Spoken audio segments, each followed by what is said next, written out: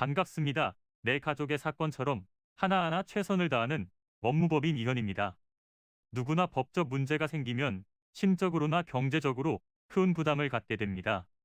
혼자서 해결해 보려 하겠지만 만족스러운 결과를 이끌어내기가 쉽지 않죠. 여러분의 정신적인 고통, 금전적인 어려움을 이해하며 무료 법률 상담 시스템을 통해 도움을 드리고 있습니다. 의뢰인의 문제는 하나의 사건이 아니라 한 사람의 삶이라는 마음으로 면밀하게 분석하여 해결의 실마리를 찾아드리겠습니다. 자, 그럼 오늘의 주제인 재산명시 신청에 대하여 함께 알아볼까요? 재산명시 신청을 진행하기 위해서는 집행본원이라는 것이 필요합니다. 이는 국가의 강제력에 의해 실현될 청구권의 존재와 범위를 표시하고 집행력이 부여된 공정증서를 뜻하는데요. 사법상의 청구권은 집행본원으로 형성됨으로써 강제 집행을 할 수 있는 토대가 됩니다. 집행본원을 확보하기 위해서는 지급명령 확정, 소액심판에서의 이행권고 결정 확정, 민사소송에서의 확정 판결 등이 있어야 합니다. 재산명시 신청은 채권자의 청구로 법원에서 채무자의 재산 내역을 공개하도록 요청하는 것으로 본 제도의 신청을 위해서는 청구서를 작성해야 하는데요. 청구서에는 신청자의 인적사항, 청구 내용, 명시하고자 하는 채무자의 재산 범위에 대해서 기재합니다.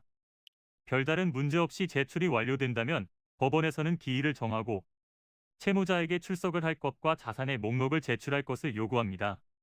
청구의 시작부터 기일이 정해지기까지 약 4개월의 시간이 소요된다는 점 참고해 주시길 바랍니다. 재산명시 신청을 하는 과정 중에 법원에서는 채무자에게 출석과 재산 목록에 대한 공개를 요구하게 되는데요. 채무자가 정당한 사유 없이 출석을 거부하거나 자산 목록을 제출하지 않는다면 20일 이하의 감치 처분을 받게 됩니다. 만약 허위 내용을 기재하거나 은닉한 사실이 드러난다면 3년 이하의 징역이나 500만 원 이하의 벌금에 처하게 되니 유의하시길 바랍니다. 이렇게 재산명시 신청이 이루어지면 금융기관, 행정기관, 공공기관 등에서 채무자의 자산에 대해 요청하여 부동산이나 자동차, 금전, 예금, 적금 등의 상태를 확인할 수 있게 됩니다.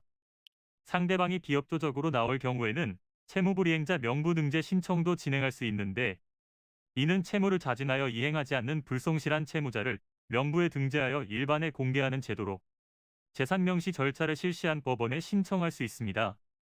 이는 간단히 분석될 문제가 아닌 경우들이 대부분이므로 꼭 법률적인 상담을 받아보는 것이 현명하다고 볼 수 있습니다. 그리고 가능한 한 긴 싸움이 되지 않도록 최대한 빠르게 조치를 취하는 것이 좋습니다. 미루면 미룰수록 사건에 대한 난이도가 높아질 수도 있기 때문이지요. 가벼운 병도 방치를 하면 상당히 무거운 병이 되듯이 이 또한 역시 사전에 바로잡으셔야만 간단한 조치로도 해결할 수 있는 가능성이 높아지는 것입니다. 여러분이 골머리를 앓고 계신 그 사안, 저희 법무법인 이현에게 알려주세요. 무료로 제공해드리는 법률 서비스를 통해 든든한 지원군이 되어드리겠습니다. 간혹 무료 법률 상담이라고 쓰여 있어 변호사가 아닌 사무장 등과 상담하는 줄로 오해하시는 분들이 계시는데 이는 전혀 아니며 저희 법무법인 이현은 변호사와 1대1로 상담이 이루어진다는 점을 다시 한번 꼭 알려드립니다. 저희는 하나의 분야가 아닌 민사, 형사, 가사뿐만 아니라 비송사건 등 모든 것을 추구하고 있는 종합 로펌입니다. 가장 궁금해하시는 사건의 해결 가능성과 해결의 키포인트, 예상되는 문제점과 해결 방안 등을 총망라하여 종합적인 시각으로 안내해드리고 있습니다.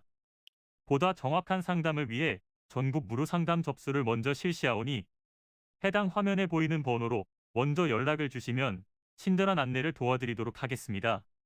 인터넷으로 법무법인 이현을 검색 후 홈페이지를 살펴보시고 와도 좋습니다. 언제나 의뢰인이 처한 상황을 이해하며 그 입장에서 생각하겠습니다. 저희는 법무법인 이현이었습니다. 감사합니다.